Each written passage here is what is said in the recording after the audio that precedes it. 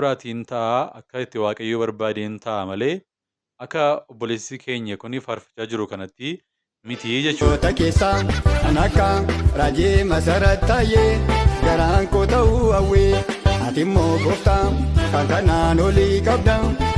Namichi kuni raajota keessaati kan akka raajii masarat taayee garaan koo ta'uu hawweedha. Garaa isaatu hawwee namichi kun rakkoon qabu haa hawwu. Inni hawwee garaa masaatu hawween dheebote maal haa godhu. Baay'een gammadee dhugaa faarfannaa baay'ee ajaa'ibaa baay'ee namatti toludha. Kan kutaan jaalladhe si jaallata waaqayyo si jaallata Yesuus si jaallata isa jedhudha. Dhugaa faarfannaa ajaa'ibaati. Si jaallata abdiin kuutiin gaaf tokko si yaadata. Si jaallata waaqayyo si jaallata. Si jaallata Yesuus si jaallata. Si jaallata waaqayyo si jaallata. Muddamiin gaaf tokko si yaadata. Abdiin kuutiin muddamiin. Abdiin kuutiin muddamiin. Abdiin kuutiin muddamiin. Abdiin kuutiin muddamiin. Abdiin kuutiin. Abdiin kuutiin.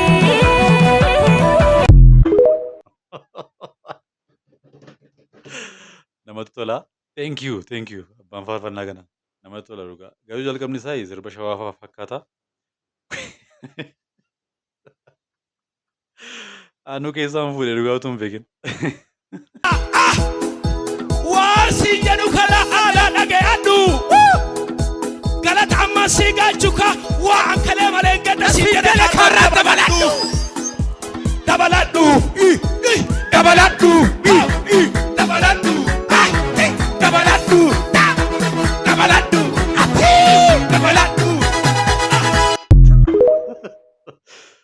Dabaladhu.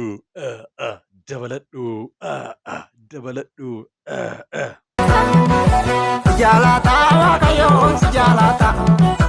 Si jaallata Yesuus si jaallata. Si jaallata waaqayyo si jaallata. Muddamiin gaaf tokko si yaadata. Abdiin kuutiin muddamiin. Abdiin kuutiin muddamiin. Abdiin kuutiin muddamiin. Jabanaa mootii biyya sanaati. Isinis immoo mootii biyya kanaaf waaqayyo. Qulqulloota shamaa akkam jirtu nagaaf jaalala waaqayyoo bakka jirtan hundumaa isiniif haa baay'atu nagaa goote akkam jirtu isin nagaa keessanii nagaadha galata waaqayyoo. Arras viidiyoo riyaakshiniitii kan biraatiin deebinee dhufnee jirra. Viidiyoo darbee keessatti gaaffii macaafa qulqulluu tokko isin gaafannee turre. Innis macaafa qulqulluu keessatti ijoo ji'a afuraa jedhamuudhaan kan beekaman lakkoofsaan meeqa ta'uu jechuudhaan gaaffii nuti isin gaafannee fi deebiin isin deebistanii baay'ee gaariidha. Baay'een keessan hedduun keessan argattaniitu kaan hin arganne. Deebisaa sirrii isaa isinittiin himaa. Deebisaa kan nuti argannu macaafa qulqulluu keessatti ergaa gara warra Galaatiyaatti barreeffamee boqonnaa 5 keessatti argama lakkoofsa 15 kaasee haga naannoo 9-18 keessatti ni argatu. Lakkoofsaanis 9 ta'uu jechuudha. Arras gaaffii macaafa qulqulluu kan biraa tokko qabanii dhufnee jirra. Innis akkas jedha. Kutaa macaafa qulqulluu keessatti macaafa fakkeenyaa kan barreesse eenyudha? Irraan deebi'a. Kutaa macaafa qulqulluu keessatti macaafa fakkeenyaa kan barreesse eenyudha? Deebii gaaffii kanaa comment section irratti nuuf barreessuu hin dagatinaa.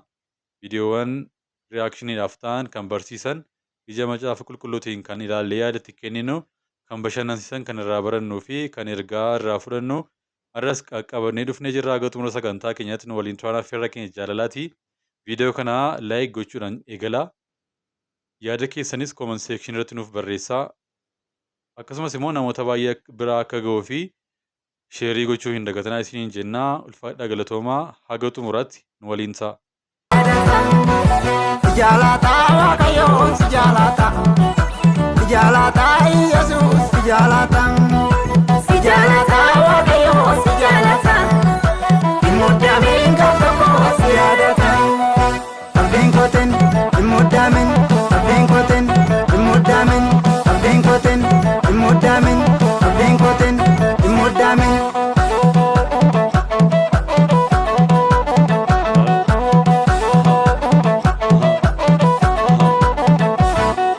Garaagaltee laalini iddoo dhufte. Dhuftaa yaasuusu si kaa'ate yoo kufte.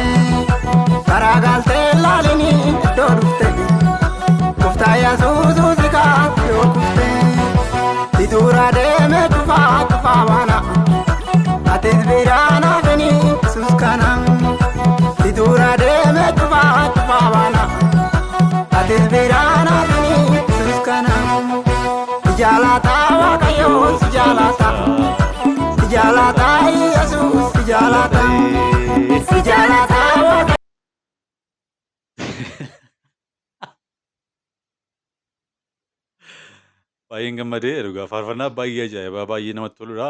Kan kutaan jaalladhe si jaallata waaqayyo si jaallata Yesuus si jaallata isa jedhudha. Dhugaa faarfannaa ajaa'ibaati. Si jaallata abdiin kuutiin gaaf tokko si yaadata. Si jaallata waaqayyo si jaallata. Si jaallata Yesuus si jaallata. Si jaallata waaqayyo si jaallata. Muddamiin gaaf tokko si yaadata. Abdiin kuutiin muddamiin abdiin kuutiin muddamiin abdiin kuutiin muddamiin abdiin kuutiin muddamiin abdiin kuutiin abdiin kuutiin.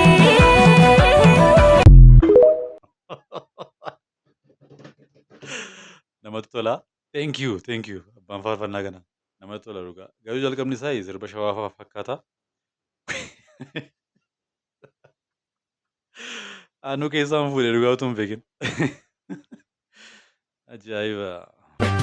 Akka luba bal'inaa sarkaa ija koobanii mul'ata boriin argaa raajota keessaa kan akka raajii masarat taayee garaan koo ta'uu hawwee ati immoo gooftaa kan kanaan olii qabda na badhaasikaa kennaan keessi laaddaa ati immoo Yesuus kan kanaan olii qabda na badhaasikaa kennaan keessi laaddaa kan jaara kana adduma goomataan jara innaa jiraate duddaan deebi'ee kufaa adduma amataan jara innaa jiraate duddaan deebi'ee kufaa adduma amataan kan koo innaa jiraate.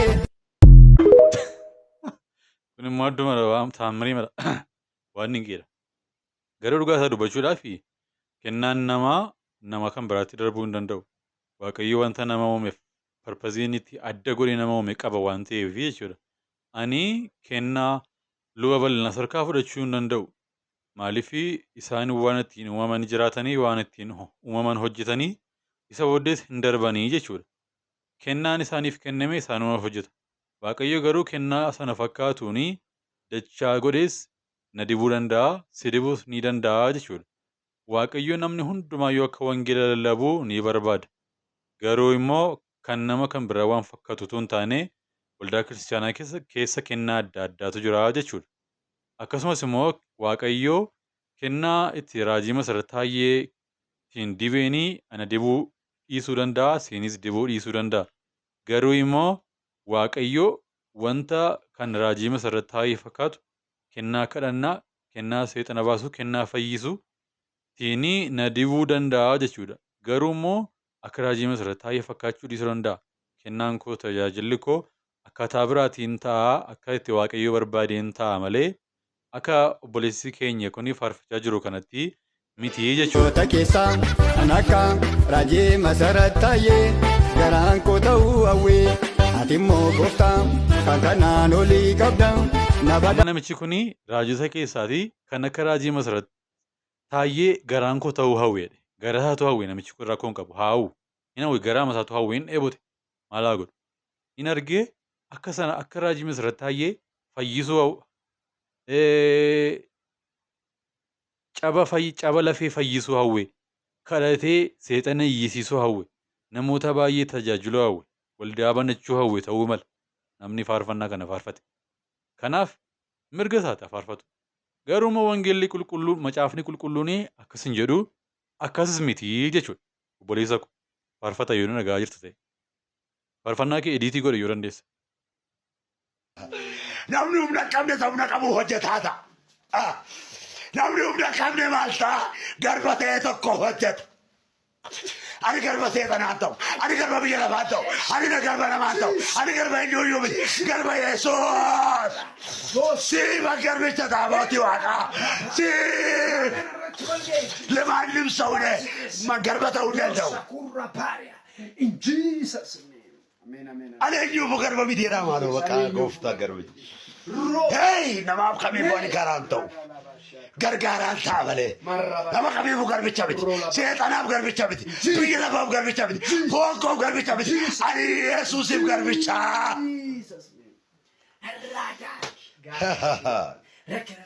Hallelujah. Garba bitanii seexanaaf. Garba bitanii cubbuudhaaf. Garba bitanii seexanaaf. Garba miti biyya lafaadhaaf. Garuu Yesuusiif garbaan. Gooftichaaf garbaan. Gooftichaaf bitameen ameen ameen. Obboleessa yaada kee gaariidha. Sirriidhasi. Garuu an waldaa keessatti wanta hin nufe tokko sintu obboloo tokko isa dhugaa. Waldaa keessatti wanta hin nufe tokko isa iyyan. Lama immoo isa gaafa akkas iyyan kana waldaa keessatti yeroo akkas iyyan kana yeroo akkas tajaajilan kana isa gororii namaa fuula namaa irratti faffaca'u tokko ni na jibbisiisee jechuudha. Isa dhugaa dubbachuudhaaf. Kanaafi akkas iyyuuni sagaleen keessa nagaamu, ergaan keessa nama jeeqaa, sagaleen keessa nama jeeqaa, aksantiin keessa nama jeeqaa, akkaataan asitti dubbii kana dubbachaa jirtus nama jeeqa. Suutatte garuu an garban ta'u, an garba cubbuun ta'u, an garba namootaan ta'u, an garba kaayyoo koo faalleessuu hin ta'u yoo jette rakkoon qabu. Kanaan achi an garba namootaan ta'u, an garba cubbuun ta'u, an garba akkasiin ta'u, an garba akkasiin ta'u yoon jedhee tokkoffaa gurra keenya jeeqa. Namni iyyam jaallanne tokko jira. Lamaffaa immoo ofumaan goroora koo fuula keetti facaasa malee waan tokko ergaa siif kennaan jira jechuudha. Garuu yoo namaaf ergaa qabda ta'ee just suuta jettee dubbachuu dandeessaa jechuudha. An waldaa keessatti keessumaatti iddoo kadhannaatti wanti na jibbisiisu keessaa tokko waan lamaan kanadha jechuudha. Garmalee iyyuu hin barbaachisu, humnaa olis iyyuu hin barbaachisu. Ergaanii iyya keessa miti kan inni dhufu. Ergaanii waca keessa miti kan inni dhufu. Ergaanii girgirri keessa miti kan inni dhufu jechuudha. Ergaan hafuuraan dhufa waan ta'eef. Dhimmichi dhimma hafuuraati. Okay?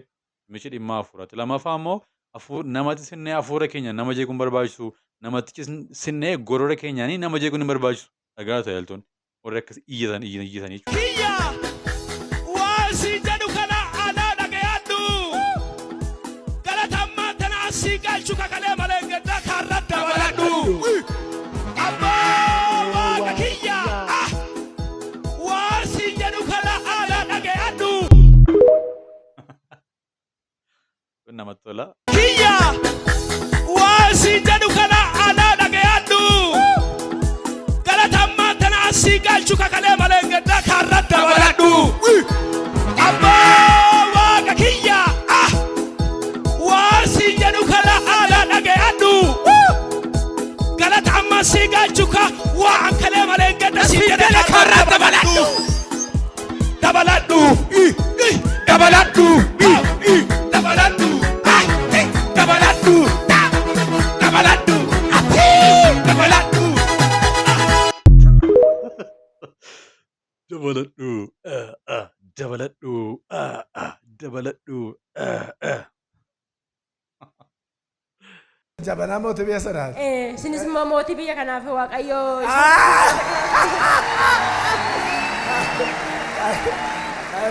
ani humna koo miti namni waaqayyoos kadhannaadhaan nafaana fiiga waan ta'eef shillimata kana immoo sanaaf kenname isaaniif kennuun barbaada. Eessatti mooti? Inni kun biyya Poorchugaal jedhamutti tokkoffaan bahee warqiidha. Inni kun immoo garaagartummaa torbee lama gidduutti biyya Bishooftoo Oromiyaa keessatti tokkoffaan bahee warqiidha. Kun immoo biyya Meeskoo jedhamutti tokkoffaan bahee innis warqiidha. Kun hundi warqeedha? Warqiidha. Kunii fi kun tokkodha. Kun waancaa fi warqee ol dhalfaanaa kenna. Inni kun jabanaa biyya sanaa mootii biyya sanaatii fi jabanaa ittiin bu'uudhaan.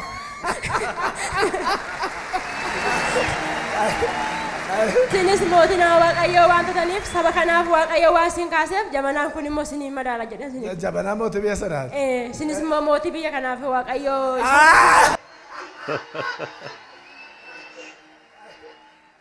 Mootii biyya kanaa ta'uuf Raajii. Raajii masarataa yoo mootii biyya kanaa ta'uun isaanii waan ofuun jira kanaan. Thank you. Fidi natti kaayee maarree.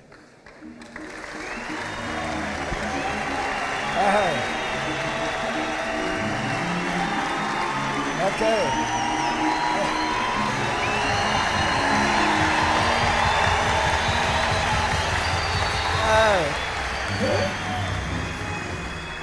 Bilii namaati raajiin kun dhugaa. Fiddee mooteen beektu arguma dhufteeti. As iddin dhufee 2014 lafa kana dhufee sinnaa kadhattanii Yaa. duraan gaafan fiigu milkaa'u ture. Gaafan fiigicha namuu adda jedhee fuulduratti deemu gaafa dhumarra ga'u waraansi as koofi laphee koofi garaa kuna waraana ture. Guyyaa sinnaa kadhattanii ka'ee Mo'amuun hin waraansi jiru sun mo'uu malee. mo'amuu malee Ala amma biddi miilla keetti dhufeera amma. Ameen. Ameen. Ameen. Take the power of God. Isinis mootii biyya kanaa waan taataniif jabanaan kun isiniif malatte. Mootii biyya kanaa ta'uun isaanii nafu raajii masarrattaa yoo jenne amma maaltu gadi dhufu.